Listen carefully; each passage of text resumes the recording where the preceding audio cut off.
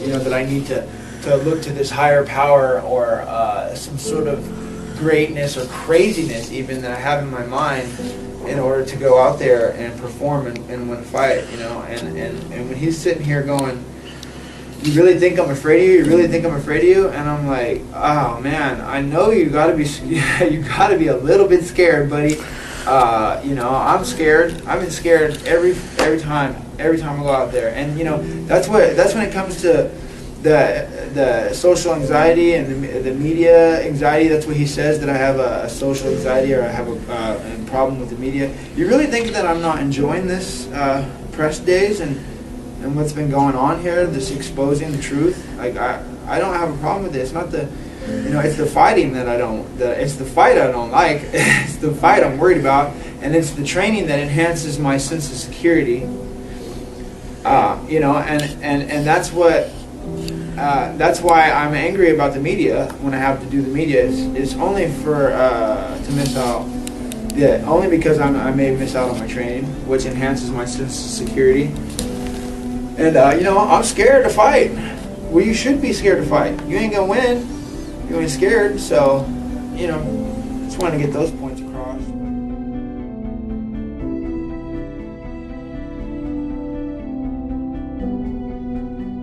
Nick Diaz changed the game in terms of his elite cardio. He did something that was a new thing, and that new thing was he's not going to hit you with 100% power. He's going to hit you with 50%, but he's going to hit you twice as much, and you're never going to get to breathe. And he's going to stay on top of you, and he's going to talk to you the whole time. So he's going to fuck with you psychologically. He's going to disrupt your breathing by constantly hitting you. And then once he realizes you're hurt, then he's digging to the body. Then he's putting it on you. And on top of that, black belt jiu-jitsu skills.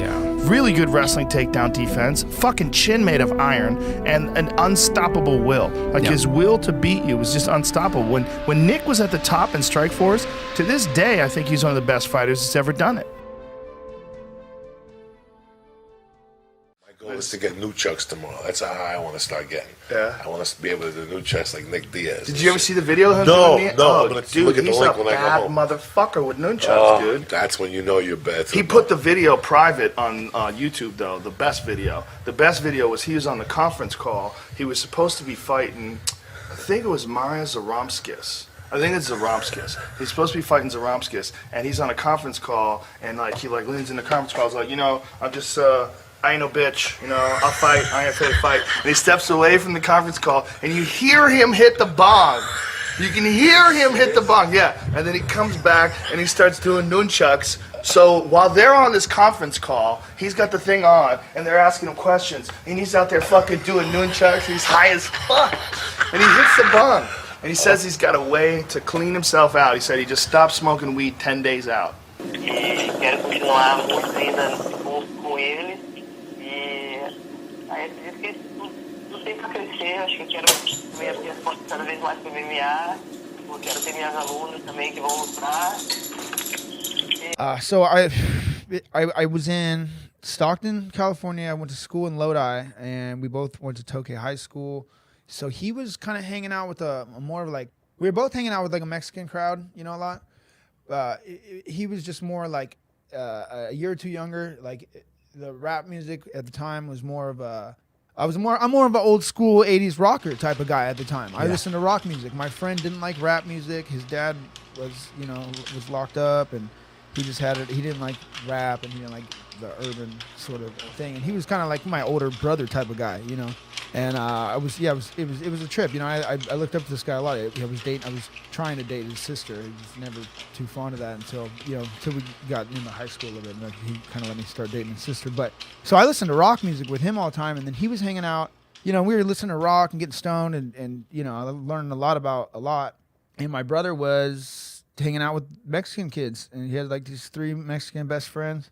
And he was walking around wearing little gangster clothes, little Mexican cholo outfits. And, I never really got into dressing too overly gangster. I looked kind of hood, but I was more of a kind of a skater. I wanted to. My brother never skateboarded. I can skateboard. I can actually skateboard. I'm not great. Who was your dude? Cron Gracie can skateboard way better than me. I was so late in the game when not late, but early in the whole skateboard game that there was nothing for me. I wanted to skateboard so bad. Like when I was in 6th grade, I got a skateboard for Christmas. You know, this is right when they started making boards with like the both sides. So I came in, I was already trying to skateboard when it was like the old school boards. And so I was really into it. And I just liked the whole, you know, being like, you know, kind of just being a skater. I wanted to be a skater. I love the way I see like, you know, these couple of guys are out skateboarding. I'm like, what the fuck? Why don't I have friends like that? Like, I don't have any skateboard buddies. I have no skateboard. I lived in Stockton. There was nobody. You're not going to find anybody to hang out and go skate. They didn't have skate parks. I would go and try to like rent a video on like maybe how to skateboard or how to do tricks or something. There was nothing. There was no instruction on how to skateboard. There was no older brothers to learn from. I knew one guy in my neighborhood. His name was David Humphreys. He actually still lives with my brother. He's a great guy. He was, you know, one of my best friends, about 4 years older than me, and he was a really good skateboarder. When I met him, we were in the back of David's school, and he was just hauling ass on his skateboard, jumping these huge gaps, and I was just like, "You're nuts!" And he was, you know, I was like, I love this guy. I want to hang out with him. I want to skateboard with him, and you know, I was all about that life until I realized that there's nobody skateboards except for me. So I, you know, started training jiu-jitsu at some point in time. Like when I got into high school, I was just kind of done with the whole skating thing. Nobody was skating. Yeah. Then, like once I was done skateboarding, all of a sudden, all these skateboarder kids came in. There's, you know, TV shows and all the good stuff came in. By the time they built a skate park in Stockton, I was totally done skating. But it's good though. I probably would have got hurt. I mean, I bought a motorcycle too. I always wanted to ride a motorcycle. Nobody would ever trust me or let me ride a motorcycle, drive a car. Nobody teach me how to drive. They're like, no. They didn't think I was very responsible, which is fair enough. I mean, like, yeah, I was a little bit different. But they, you know, nobody wanted to help. I had no guidance. Nobody wanted to you know, let me ride a fucking motor. My cousin got to ride the motorcycles. My grandfather had these motorcycles. And my cousin's hopping on these things, jamming out down the road. But by the time I'm the age where he got to do that, like, I'm totally out of the picture. I'm like, yeah, you know, I'm half Mexican. He's white on my mom's side. I don't know. Like they're like, we're not trusting you with a car, motorcycle. We might not even let you drive the lawnmower. So I bought this. So I win my first fight for $400. I bought a Honda 250R 3-wheeler. Nice. So this fucking thing, it was a sand dune machine, and I learned how to ride on this thing. It had 6 gears, and water cooled. And this thing was a beast, man. I almost ate shit one time. I was flying down the side of these railroad tracks, and there's this telephone pole laying across the thing, and I'm like, oh shit, I'm going like 40 miles an hour. I think I'm gonna hit this thing and do like 3 flips. Went right over it. I was like, oh my god, I gotta get rid of this bike. So you know, after I learned how to ride a little bit, and then still have that bike? No, I learned how to work the clutch, and I sold it back to the guy I bought it from. I was like, I better, you know, I got fights coming up. I'm like, I'm gonna get hurt. So. And then from there, you know, I moved out of my grandparents' house, which is like right on the border of Lodi and Stockton, 8 Mile Road, and I moved back over on, you know, into Murata, into this place I bought a house. I still live there now. I mean, and the thing, and then from there though, I was a stoner, you know, like I was hanging out with a skateboard, I smoked some weed. It wasn't gonna, you know, it had nothing to do with me being good at going to school or having good attendance. I got moved around too many schools to ever, you know, catch up or keep up, and I wasn't very good at copying off the board from day one. I was like, I don't have the attention span for any of this, so I never did good in school. But when I was hanging out, and I was the guy that knew how to get some weed though. After a while, and I had this foster kid that went to my school in 7th grade. I made friends with, and we went and scored some weed. And he was a fucking badass dude. I would box with this guy, and I was fanatical about fighting or boxing or being able to whoop whose ass or what. And so I'd always get this dude to box, and he's a black kid, and he was strong. He had matured a little faster. He used to be bigger than me. I ended up being taller than him when we got older. But I put on the gloves, and he'd knock me down. We got in fights together. He got in a fight with this one dude who was you know, this little white boy type, sort of Okie Peckerwood style type of dude. You know? NorCal, generic NorCal dude. Just way back in the day, you know, times have changed. But like, so he's fighting this dude, and they try to put us both on Ritalin because, you know, just basically if you didn't have good attendance, you got moved around to school and your parents didn't give a shit. They're like, here, put this kid on drugs. So, and that's another thing too, is like, you know, people don't realize it. Like I was talking to these foreigners the other day, and I was like, yeah, you know, like, I don't remember how we got into the conversation, but like, you know, half the kids in school are on drugs. Half the kids on school are on methamphetamines, and nobody knows about it. It's not a big deal. It's like, oh, that's pharmaceutical. Right, Adderall and all that shit. That shit's not funny, man. It's like, are you kidding me? So that's why I never like got into. Who knows? I might be a dope head, right? Like, but by the time, I mean, they shoved so much meth down my throat in 2nd grade that by the time I got older and people were starting to, smoke crank and do all that. I'm like, this is basically some strong ass Ritalin. I don't want none of that. Right. And so I must never have seen a lot of that there. So I never got into it. And then I watched people just slowly fade away from pharmaceutical drugs and stuff like that. One of my favorite, if somebody pushed me I said my favorite, if I was pushed into my favorite fight of all time from an outs overall, it would probably be Nick Diaz and Takanori Gomi. That's homework for the Raptors, as well as homework for everybody watching if you haven't seen that. Nick Diaz 6 times over the legal limit for THC. But again, watch it, have a little whiskey, a little tipple, whatever's your tipple, be relaxed, dim the lights, watch it at night. Couple of candles, hot bath. Turn the volume up and watch that fight. It's magical. These two, I'm telling you, this is going to be a war between these two. 161 right in the nose. Takanori Gomi.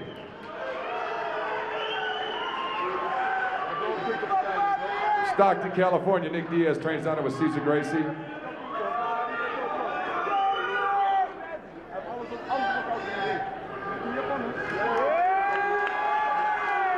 $161. Let's get these two guys together, man. Let's get some photos right here. Get some photos. Can you face the crowd? Face the crowd first. Face the crowd. Face the crowd. The crowd. Nick's ready to go. Diaz is ready. All right, face off now, guys. Tomorrow night, Nick Diaz always wanted to fight in Pride. He's here, man. He said it. He wants to fight. Takanori Gomi. All right, we're good. We're good. All right, man. I'm telling you right now, Diaz is pissed. A new age of samurai. Fight fighting's lightweight champion, Takanori Gomi.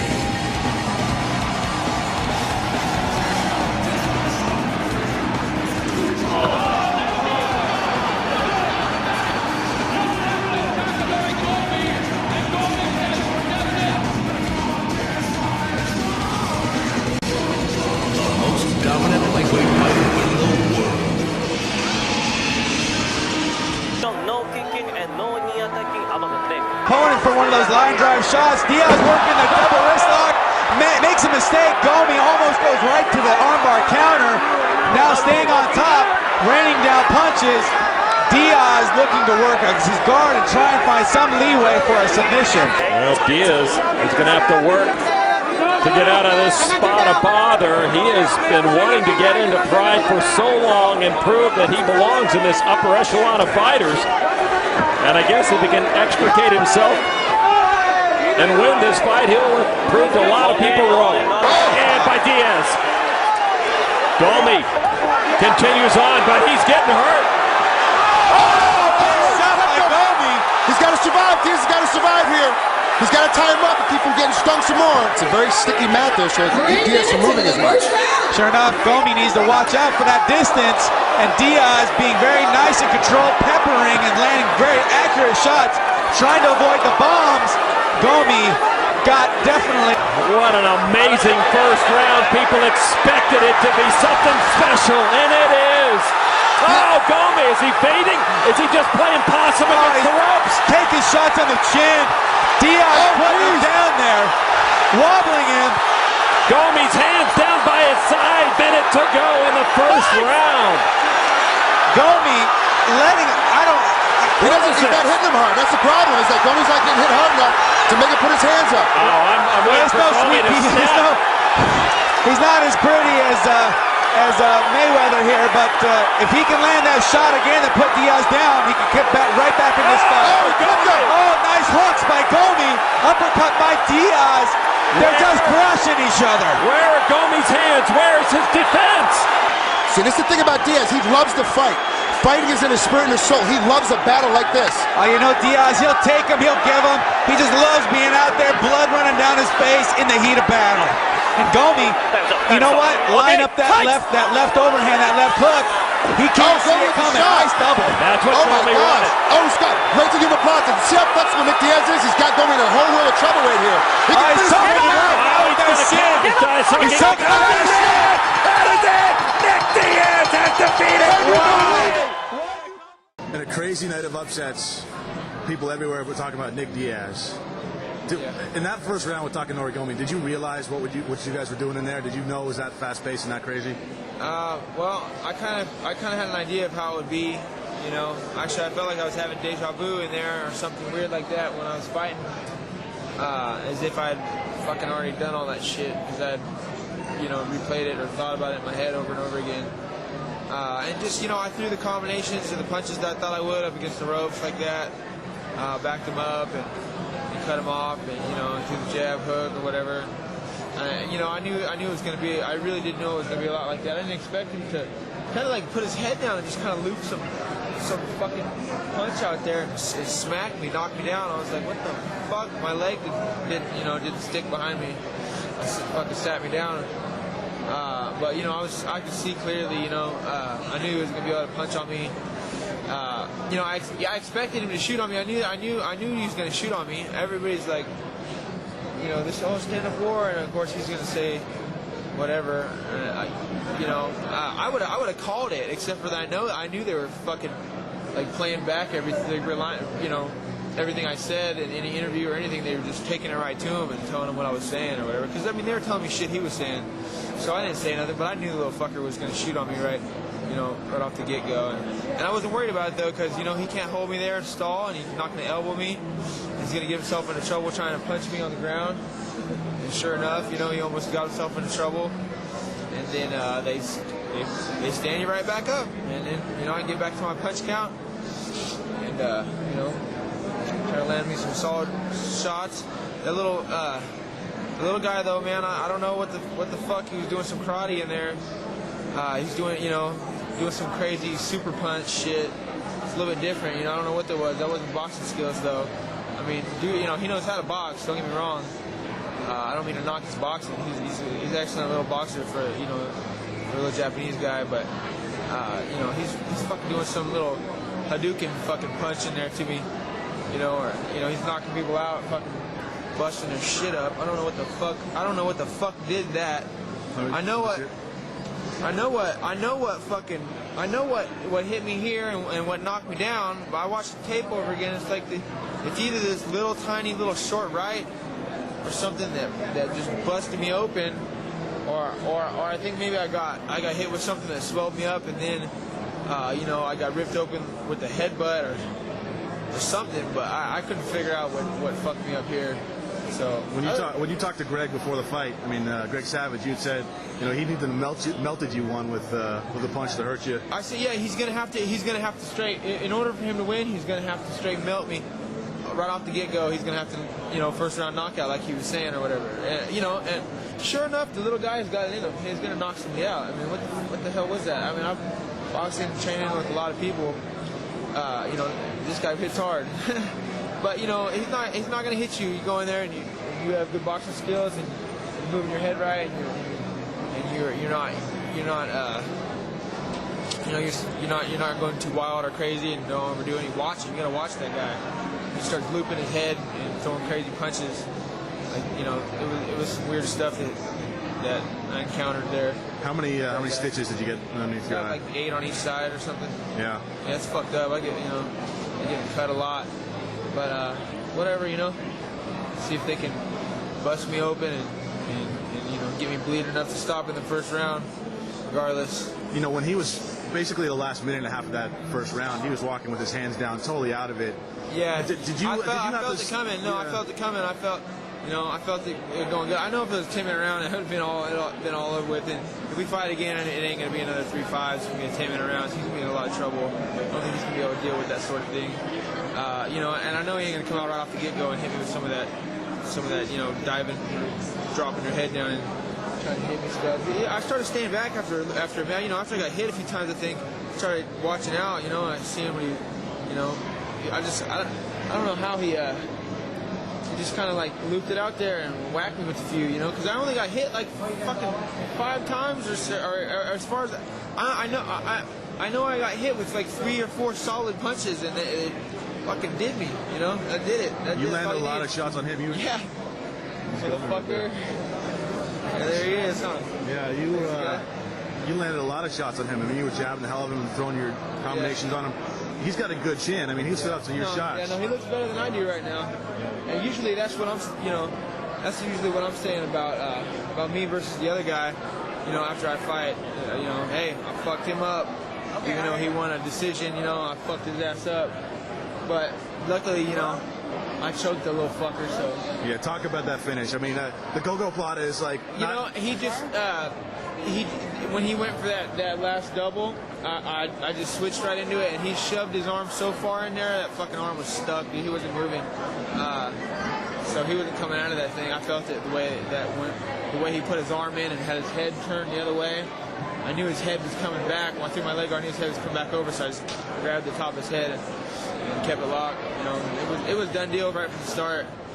Because the only way he was getting out is if his chin came back over the top of that, and it would, I wasn't gonna let that happen. So you have a contract now, also with Elite XC, also with Pride. Any idea the next time you step in the ring? I fucking have no idea, man. I'm just waiting. You just itching to get back in there? Yeah, I really hope to get back and fight something really, really quick. After something like that, I really just want to get back in there and fight again. Play no games. I'm young right now. I want to keep it rolling, keep it moving. I turned 23 a while ago and felt old. I didn't like the way I felt. It wasn't a good feeling, I tell people my age and they're not going like, oh wow, you're so young anymore. And it's not the greatest feeling in the world. I'm trying to get on it. I look at my career and past things, accomplishments that I've done, and I mean it's a small little stack of stuff. Is what it looks like to me, And I haven't done much. I haven't done much of anything, is the way I see it. Last question. Trying to get on it. Last question. I mean, Carl Parisian, Diego Sanchez, you've been in a lot of wars, Nick. Where did the fight last night rank in terms of your great fights? I'm sure it was a good-looking fight. I'm sure people thought it would be a good-looking fight. We're both strikers. Hey, I'm the only fucking guy that's gonna box. I mean, you should be able to market me or sell me by now, or put me on a fucking magazine by now, or something, because I don't get no play. I haven't been in one fucking magazine ever. Robbie Lawler still gets put in magazines. What about a motherfucker that can box people up and choke somebody with a go-go? I'm choking people with go-go's and throwing hooks to the head, and nobody else is doing that. So my first fights, I never like Robbie Lawler. I was smoking weed that day. No way. I didn't think there was anything wrong with it. I didn't think there was anything like, I didn't know it was illegal. I was just like, fuck, I'm killing time walking around, walking in circles, in the morning and the afternoon leading up to this fight that's going to happen at 7 o'clock. I'm like, God, can we just kill some time? Of course you want to smoke some weed. Before I walk into the gym, I'm going to smoke some weed. I'm like, shit, I'm going to have to wait, or we're going to have to wait until we leave to smoke. Better smoke right now. I mean, yeah, it's just, so what happened with me is when I was a freshman and I was training at the Animal House gym, like, back then too, you wouldn't have been able to tell anybody like that you were smoking weed and you're coming, they probably made me leave class just being prejudiced, like, So, yeah, when I'd come in, I didn't want no one to know I was fucking lit, but I wasn't about to go in some hour appointment of any type or workout or anything without, like, smoking a little weed first. So, but when I was fucking lit and I didn't want to talk to nobody, and I was like, shit, they're going to know I'm high. So I would start working out like crazy. Like, okay, we're in a gym. What do you do here? Work out. Well, that's what I'm doing. I would get right to it and I would jam out, and I would be in a hurry to break a sweat and get into a workout so that I'm not high anymore. But I'd still be high, but just not in a comfortable high. Right. Not just fucking stoned and sitting there like, oh, fuck. Like everyone's looking at me or something. They're, go ahead, look at me. I'm working out. So that really worked out for me. So it was more of an anxiety thing. Yeah, and my trick was when I got in there, I'd be fucking loaded, and I was like, shit, I better work out fast. And so that's what I would do. And then they were like, damn, this kid's a machine.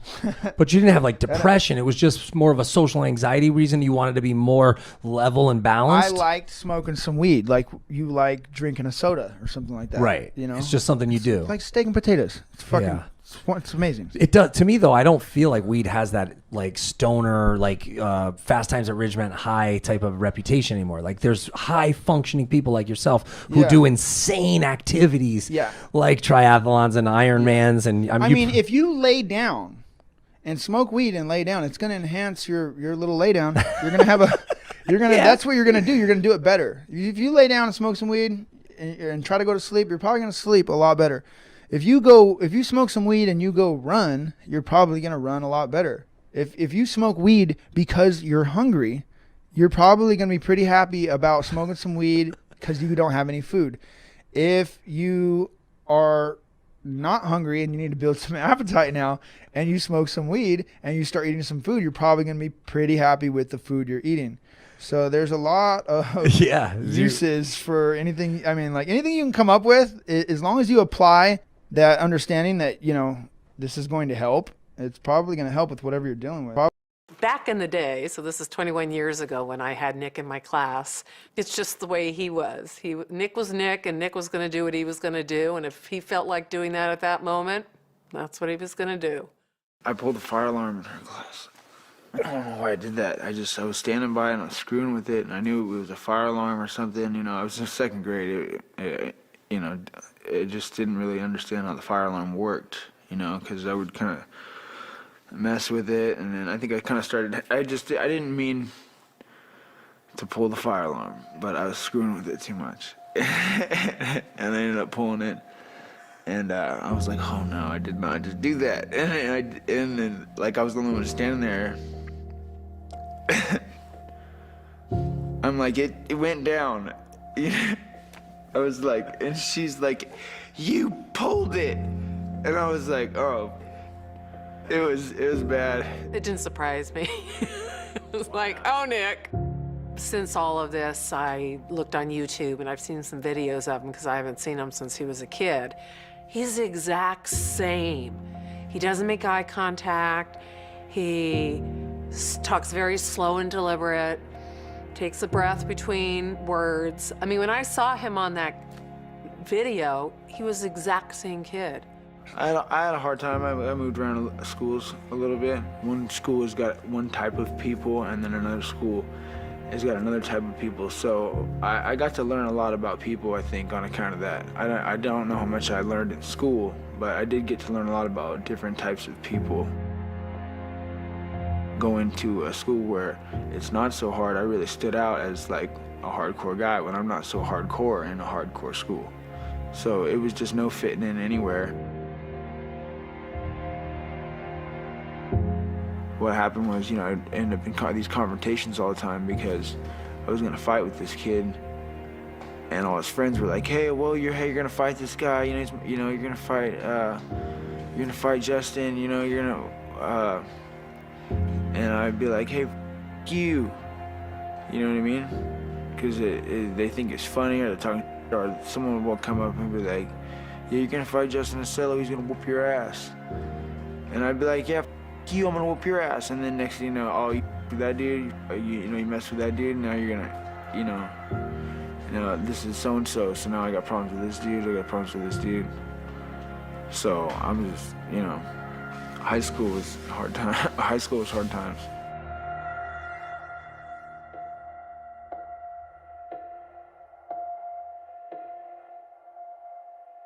Immediately they consider me dangerous. They're like, you hit this guy and you drew blood from him and you've cut him and you are dangerous and we can't have you on campus. And I'm like, I was attacked. And so that's all I can think about. Like, I didn't even start this, They had an issue with my attendance already because I wasn't having good attendance anyways because I didn't want to show up at school and end up having to blast somebody.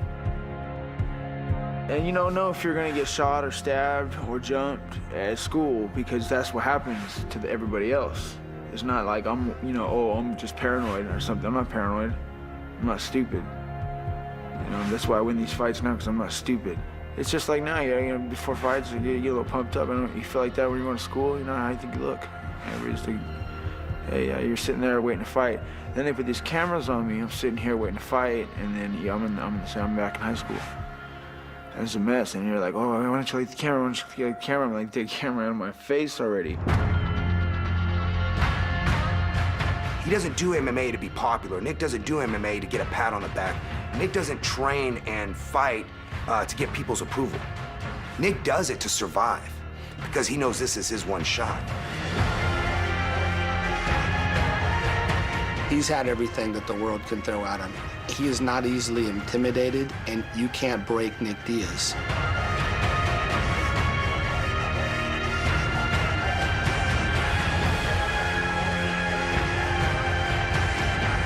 Sometimes he gets upset. And when you ask me why he gets upset, it's his inability to express himself verbally.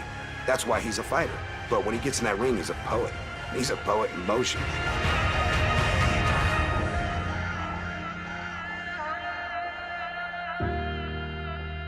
He was always told he wasn't good enough. He was always told he's not going to make it. He was always told you don't belong here, and you know, you're not one of these rich kids. And you know, when he fights, I think he does bring some of that back. And unfortunately for his adversary, that's where that energy goes.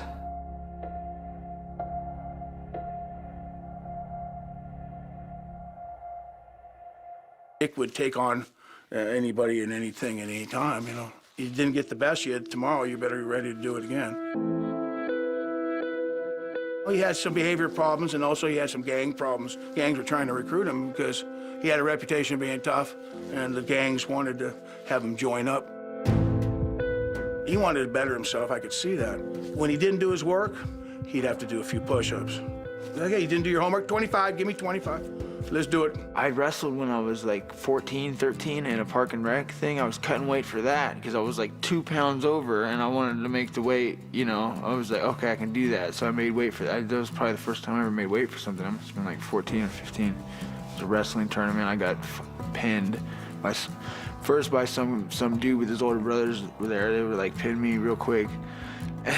You know what I mean? His brothers were there. They're like, man, you animal. They're like, and I was just like, oh man, I was like crying or something. I was like, not there, but I was like, had to take a walk. I was angry, you know, wrestling was not working out well for me. I mean, I liked wrestling. I wanted to be good at it. I just was having a hard time learning. I watched the UFCs. I ran into the tapes. I saw Royce Gracie. I said, I can do this. I started doing jiu-jitsu somewhere when I was like 15, 16, sophomore year, high school. And that's when I met Steve Heath. I noticed immediately, I teach a move, he'd do it right the first time. Taught him the same move, he'd do it better the second time. By the third time, he did it better than me. And I'm training with Steve every day for months, and then I finally realized that he learned from Cesar Gracie.